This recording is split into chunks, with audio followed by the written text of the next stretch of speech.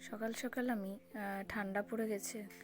তো সবার বাড়িতে একটাই কমন, বিছানা ওঠানোর সময় কিন্তু বিছানাতে এরকম কম্বল ক্যাথা এরকম আমাদের গোছাতেই হয়। আমার গোছানো কমপ্লিট। এবার আমি আলু ভেজে নিচ্ছি। মা বলেছিল একটু আলুটা নেড়ে দিতে।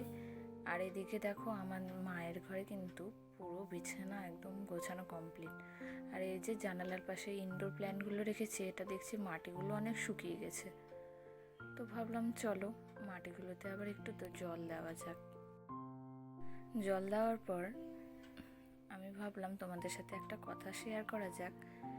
ইনডোর প্ল্যান্টে কিন্তু বেশি জলের প্রয়োজন হয় না। আমি কিন্তু 1-2 দিন পর পর জল দিই যখন দেখি মাটিটা শুকিয়ে গেছে। আর আমাদের পাড়াতে কার্তিক পুজোর ওখানে খেলা হচ্ছিল। খেলাটা বেশ খুব সুন্দর হয়েছিল। এরকম পেপারের সাহায্যে গ্লাস টেনে নিয়ে যেই আইটেমের ওখানে থামবে সেই আইটেমগুলো পেয়ে যাবে।